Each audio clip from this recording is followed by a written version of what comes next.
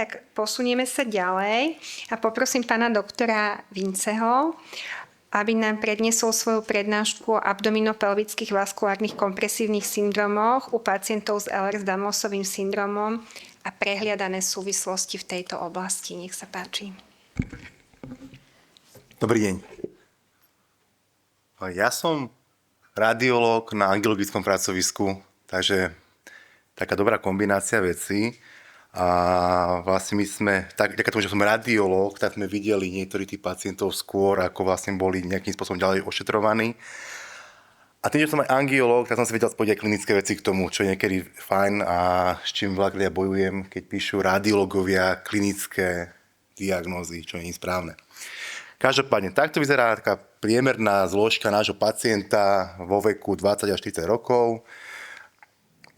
Väčšinou k nám prichádzajú z toho, že niekto niekde napísal u tých vazokompresívnych syndromov, že tam nejaký syndrom je.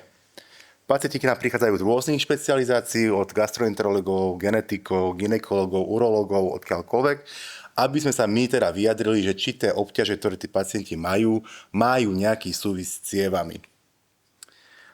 Poďme povedať kazuisty. Toto je prvá kazuistika mladej slečny. Táto slečna vlastne má to najhoršie za sebou. Tí pacienti väčšinou ku nám prídu, tak teda majú takú 4-5 ročnú odozvu k tomu príchodu ku nám. Ktorá mala postprandiálne bolesti v epigastriu. Ten tlak chvíľku nebol, potom odoznel, alebo to naozaj po každom jedle.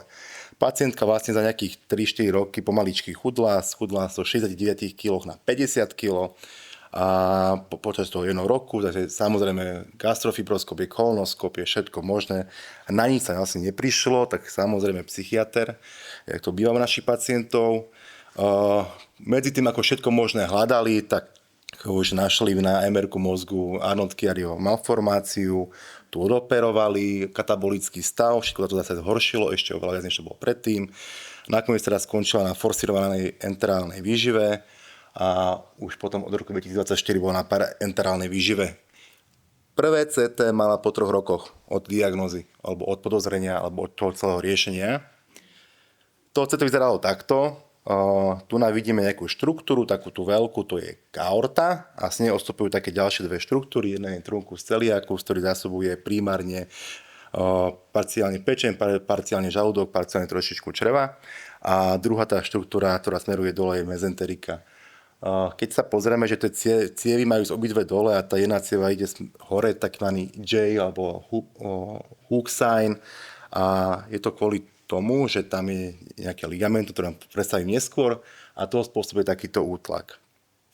Táto to vyzerá na sone, keď tá cieva vlastne je utlačená ligamentu medianum a bránice a dochádza tam k rôznym pri dýchaní a vydýchovaní. Ak ten pacient dýcha, tak sa utlača a uvoľňuje sa ten tlak na ten truncus celiacus. Pacientka bola poslaná podľa najnovších doporučení v rámci diagnostiky na blok toho plexus celiacus, na ktorý to mohol tlačiť. A po tomto bloku sa jej výrazne polepšilo a 14 dní bola bez symptomatológie, ktorá u nej trvala 4 roky. Niekedy som mal nakontrolovať ďalšiu pacientku s rovnakým osudom a tam im povedal, že po 4 rokoch si konečne mohla dať rezeň a zemiakový šalát, ale už tie 2 týždne odišli a už to zase ide naspäť celé. Takže diagnóza je Dunbarov syndrom, alebo tam útlak medianum ligamentum mediálnym, a je to vlastne takto, ako to vidíte, že ten truncus má byť voľný a keď tam to ligamentum na tom sedí, tak to na neho tlačí. Túto anatómiu má každý 4. človek z vás. A nevadí vám to. Hej?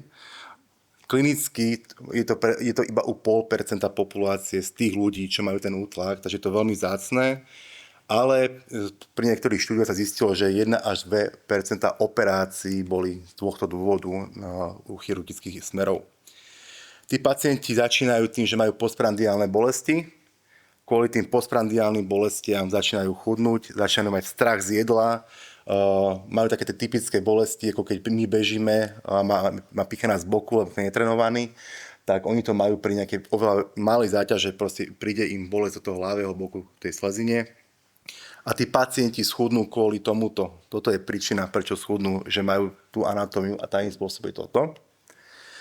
Sú dve možnosti, prečo to vzniká. Dlho sa verilo to, že to je kompresia. Ja na to neverím, pretože ako angiológ vidím pacientov, ktorí nemajú truncus celiacus, nemajú mezenteriku inferior a majú stenózu na mezenterike, ani že není, pretože to črevo si nájde svoje cesty.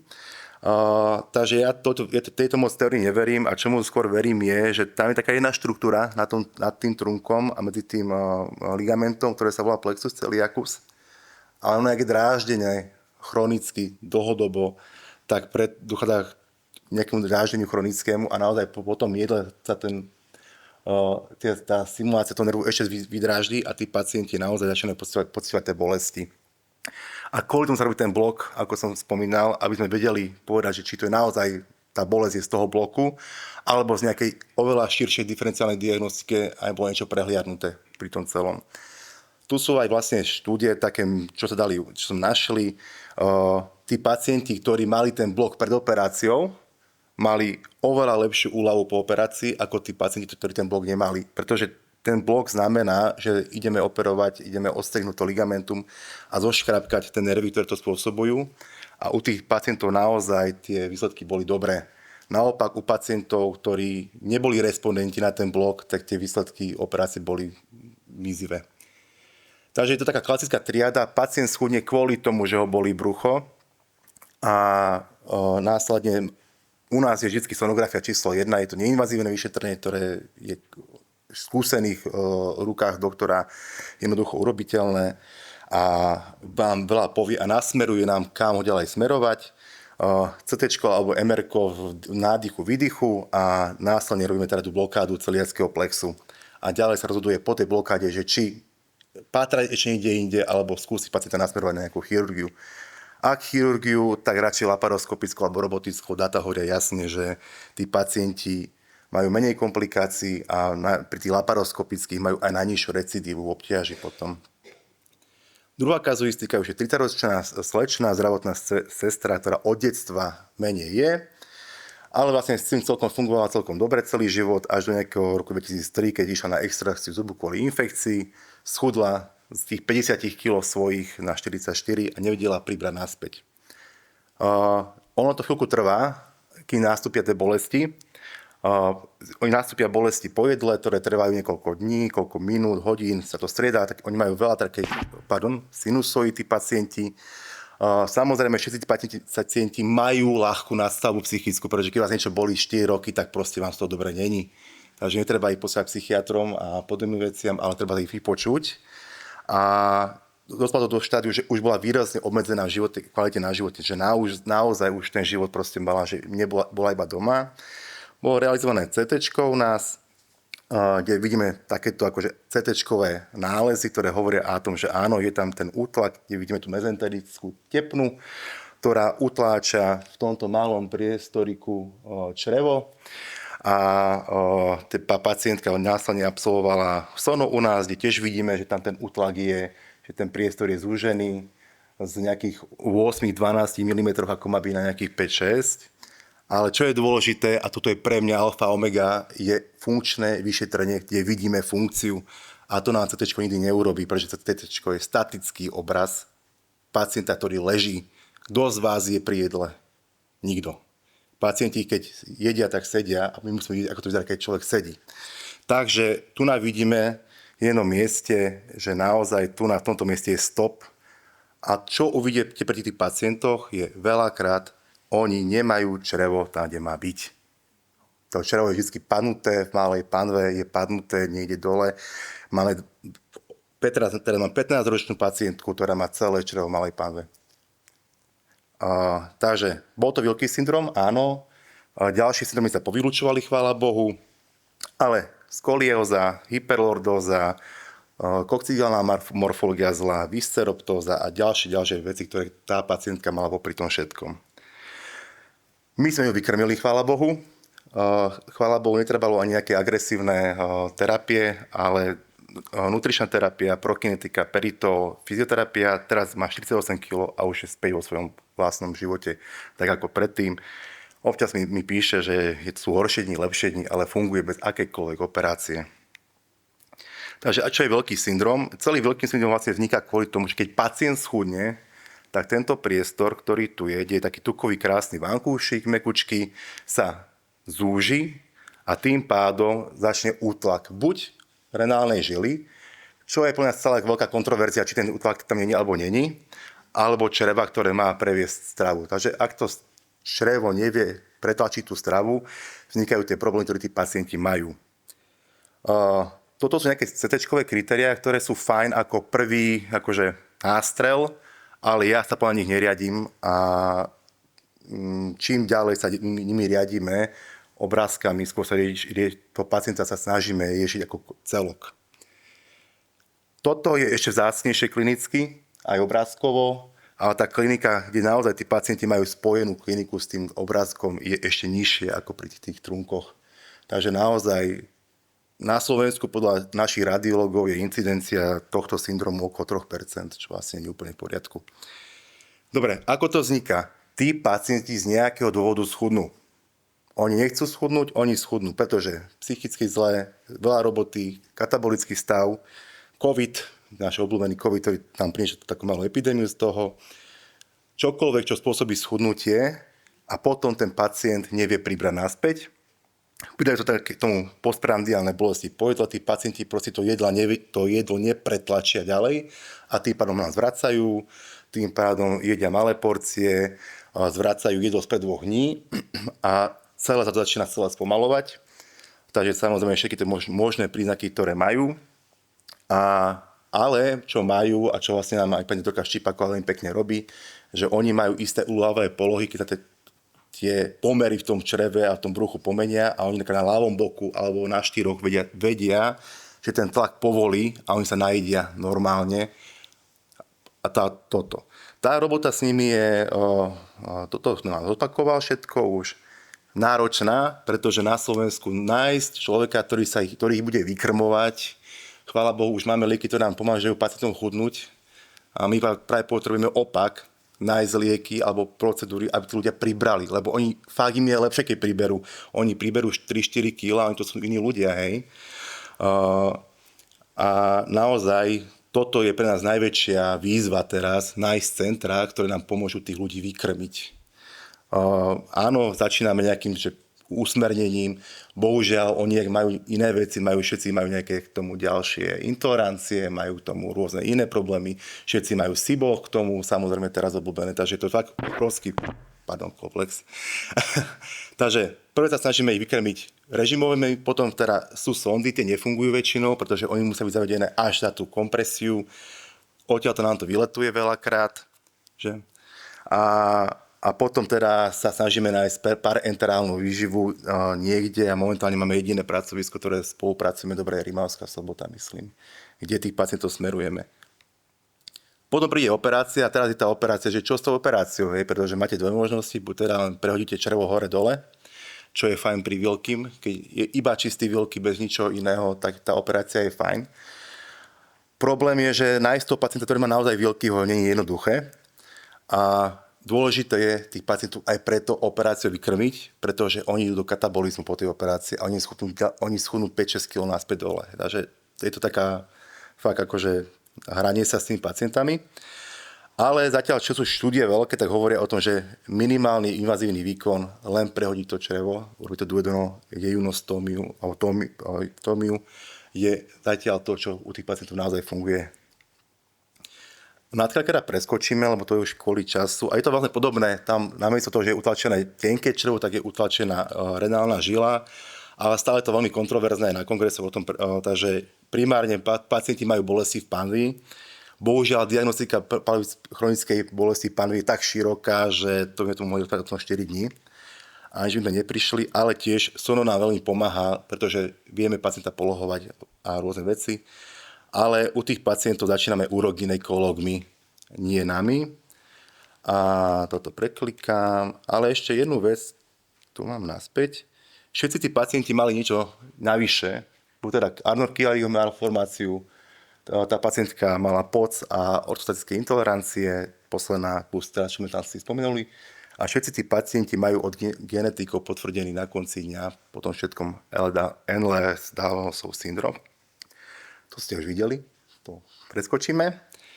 A je to, aj keď zberme štúdiu, že keď boli tí pacienti s tými vazokompresívnymi syndromami operovaní, tak sa spätne zistilo, že vyše než 2/3 tých pacientov mali tento syndrom.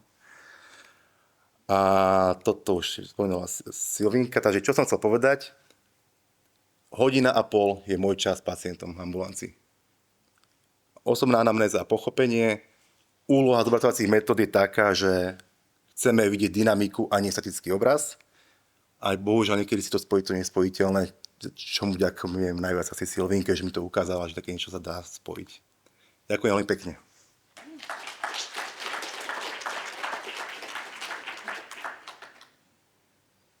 Otázky? Aj my ďakujeme za peknú prednášku. Ja sa teda spýtam, kým sa nikto nepýta, a to je, že tá chirurgia, že kde vám to hociaký brušný chirurg, či máte nejaké pracovisko?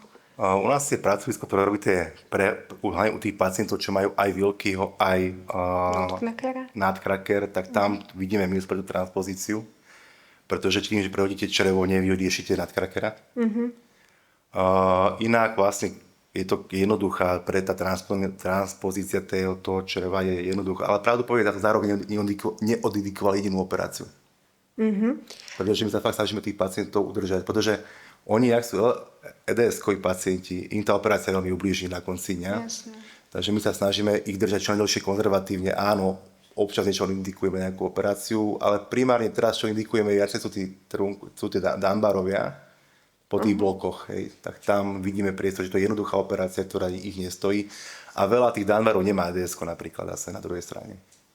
Jasné, a potom sa ešte spýtam na deti, lebo je tu asi viacej detských lekárov, že tam v tom detskom veku vy máte nejakú spoluprácu s tými pracoviskami, ktoré napríklad pracujú s poruchami príjmu potravy a s takýmito diagnózami, že môžu tam byť schovaní pacienti alebo nie?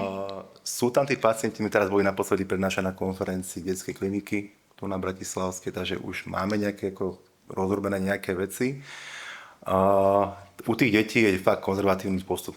Najdôležitejší fakt, tí deti rastú, to sa väčšinou upraví. Polka tých detí to má tie Wilky syndromy kvôli tomu, že ako oni sa natiahnú, tak to črevo tak tá aorta sa natiahne a potom, ako oni trošku priberú, tak to sa celé upraví. A snažíme sa hľadať fakt spolupracovať na tú výživu, to je také asi najkruciálnejšie pre tých pacientov, to je to, čo ich trápi najviac. Tam je pani doktorka Voloková ešte, alebo ona už tam není v tej Rimavskej? Dobre, to nič, dobre. Ďakujem pekne. Ešte niekto, kľudne sa pýtajte. Vy a pani doktorka Deáková ste z NUSCHu, ako taký tandem v tejto diagnostike, a čo iné nemocnice, iné kraje, aká je ich expertíza? Majú otvorenú pozíciu sa prísť pozrieť ku nám a naučiť sa. Na rovinu, hej, to sono není ťažké, keď človek vie sonovať cievy, len to trvá hodinu to sono. Takže ukážte mi radiolka, ktorý bude hodinu niekoho sonovať. Jasné, nech sa páči. Detských chorób, samozrejme takýchto pacientov máme, riešime, je to pomerne chlieb náš každodenný. No a proste mňa by teda zaujímalo, či v literatúre je niekde popísané, že pacient s Ehlers-Danlosovým syndromom sa normálne vyvíja, má 50 kg a v určitom bode proste čo je ten impuls, že on schudne 15 kg a potom proste má problémy a zase... On schudne kvôli... Ja keď vám zoberiem, nemám svoj súbor spracovaný, ale to je furt to isté. COVID, ťažká životná situácia, ťažký zápal plúc, niečo, kvôli čomu schudne. On neschudne a potom vlastne, áno, my máme všetci nejaký uhol, hej? Tak. Ale ten uhol je z nejakého dôvodu stále normálny celý život, kým vy neschudnete. A ak vy schudnete, tak ten uhol sa splaskne a vy sa už nevykrmíte, pretože to není jak hustoru napcháte. Áno, krásne ste to ukázali v tej prezentácii, ja vám gratulujem. Takže to je príčina. Presne tak to isto vnímame. Takže a kvôli tomu si myslím, že pre tých pacientov je to vykrmenie sa alfa omega, lebo keď ten tuk tam narastie späť, on to vie urobiť, však on tam zostane, on nezmizne, len sa zmenší, tak tí pacienti profitujú z toho a nemusíme ich na operácie, ktoré pre nich sú katastrofálne veľakrát. Ja netvrdím, že nepomôže tým ľuďom, ale je tak 50/50. Hej. Ďakujem. Nebudem hovoriť. Jednu pacientku máme, alebo dve, ktoré boli zoperované a proste nemalo to efekt. Áno, pretože oni majú dysautonómie, oni majú iné veci a ja keď vidím padnuté črevo, tak ten pacient nepatrí pod nôž. Ďakujem. Ak môžem, ja by som len veľmi v krátkosti na to zareagovala, ale pán doktor Vince to vlastne už teraz načrtol. Ja tých pacientov konzultujem online, teda toľko, koľko zvládam, keďže ich máme 500. Moje konzultácie niekedy trvajú aj 3-4 hodiny. Keď sa s tými pacientami rozprávate sa s tými rodičmi a idete naozaj do hĺbky, tak oni vám povedia, že áno, my sme mali problémy už od malička. Ale tie problémy boli nejaké také, že sa to zvládalo. Hej. Čiže takáto dieta, sem tam bolo hnačky, bolelo brúško a tak ďalej a tak ďalej. A príde puberta, ktorý je vlastne zlomový bod, hormonálne zmeny a tak ďalej a v podstate všetko sa to začne sypať. A tie gastrointestinálne prejavy, ja som chcela, aby tu odznel dneska tento message, že naozaj to nie je len o tom Wilky syndróme, ale je to o gastrointestinálnych poruchách, o poruchách dysmotility, ktoré teraz veľmi idú konečne do popredia, teda už niekoľko rokov, čo sa týka toho hypermobilného Ehlers-Danlos syndromu. Dysautonómia, taktiež ťažké gastroporuchy spôsobuje ako aj MCAS. A ja som veľmi nešťastná, že pani doktorka Geiger z Viedne mi dneska v noci napísala, že bohužiaľ nepríde, pretože mala mať na toto krásnu prednášku. Ale ja verím, že v najbližšej dobe sa nám ju podarí opäť pozvať a že nám to pekne odprezentuje. Čiže len toto som k tomu chcela povedať, že to gastro je naozaj široké, že to nie sú len tie kompresie. Nie sú a my sa vlastne snažíme povedať, že to nie je tá kompresia, je to niečo iné väčšinou. Tak. A kvôli tomu pacienti u nás odchádzajú s tým, že nie idú na operáciu veľakrát, ale že hľadajte niečo iné. Ešte pani doktorka Míšiková chcela. Ďakujem za slovo. Ja som taktiež z Národného ústavu detských chorôb a trošku sa venujem danej problematike a chcem sa opýtať ohľadom vášho súboru 500 pacientov, že či majú všetci geneticky potvrdenú diagnózu vzhľadom na to, že práve najčastejšie je tá forma hypermobilného Ehlers-Danlosovho syndromu, kde nevieme genetickú príčinu, lebo keď sa na to pozrieme z tej druhej strany, že my máme pacienta s nejakou klinickou symptomatológiou a v literatúre sa udáva, že nie je odporúčané rutinné genetické testovanie, tak vlastne kde začať? Pre nás je práve tá klinická stránka Nie. koho testovať, koho verifikovať, že má danú diagnózu a potom liečiť, lebo Bola tu super diskusia v rámci toho okrúhleho stolu na to a ja dúfam, že toto naozaj, to, čo sa tu rozprávalo, takže to aj pôjde reálne do praxi a že teda tá genetika sa bude posúvať na to prvé, druhé miesto, namiesto toho, aby tí pacienti prechádzali niekoľkými vyšetreniami, pretože u nás je typické, že priemerná diagnostika hypermobilného Ehlers-Danlosa je 12 rokov vo svete. Naši pacienti sa po 30 rokoch dozvedajú, aké majú ochorenie. Niektorí, hovorím teraz. Ja som mala to šťastie, že som na to tlačila a že som sa po 4 rokoch dozvedela. Ja teda nemám len gastroproblémy, mám aj iné problémy. Nie, tí pacienti nie sú diagnostikovaní, pretože ich nikto neposielal na to genetické testovanie, pretože tu vlastne vôbec nebolo povedomie o tom. Keď som hovorila o tom, že pred 3 rokmi 2 lekári do mňa vložili v podstate vieru v to, čo som hovorila, tak to bol doktor Ali, ktorý tu s nami sedí a pani doktorka Rožová od doktora Krížana a ja som v podstate prvý pilotný pacient s vaskulárnymi kompresívnymi syndrómami, ktorý bol vôbec testovaný na hypermobilný Ehlers-Danlos. Takže títo pacienti tam neboli odosielaní. My už ich teraz pomaličky začíname odosielať, ale potrebovali by sme vašu spoluprácu, potrebovali by sme nejaké zjednotenie, na čom sa už snažíme teda pracovať. Mali sme aj stretnutia, kde sme teda diskutovali, poviem, nejaký taký celoplošný slovenský projekt, aby teda to povedomie o tom bolo, aby boli informácie, aby sme ich nejak hromadne... Ja poviem úprimne, že ja keby som teraz do skupiny našej podpornej napísala, že môžete sa hlásiť na genetiku, tak vaše ambulancie sa asi zrútia. Takže ja čakám na to, že keď mi toto povolenie dáte, pretože zatiaľ to je naozaj také, poviem, že na výnimku. Hej, že posielame len tie najhoršie prípady. Takže tak. Ďakujem. Tiež mi to príde ako veľmi náročná multidisciplinárna problematika a z ktorej strany uchopiť. Ďakujem pekne. Dobrý deň, doktorka Roja. Ja som sa chcela iba opýtať, keďže ste hovorili, že aj v rámci diagnostiky je dôležitá tá gravitácia, že či sa nezvažovali nejaké možnosti polohovania toho pacienta na trávenie do nejakých bizarných poloh. Áno, to tam bolo, znelo, pri Wilkes syndrome to pomáha. Napríklad doktorka Štípaková tú polohu hľadá na tom rentgene s nimi. Takže veľa pacientov sa nám trošku pomohlo vykrmiť aj vďaka tomu, že to je ten starý obsolentný rentgen, tá RTG skiagrafia, ktorú všetci opovrhujú s ňou. Len tam vy vidíte, že kedy ten obsah toho čreva prejde. A buď to je ľavý bok, alebo je to pravý bok u niekoho to je na 4. Neexistuje na to poučka, jediné, čo môžete urobiť, že sa s ním vyhrá, ale hovorím, to sú diagnostiky hodinové na rentgene, hodinové na sone a to chce človeka, ktorý to rád robí. Ale áno, tie polohy sú dôležité preto, aby ten tlak sa uvoľnil.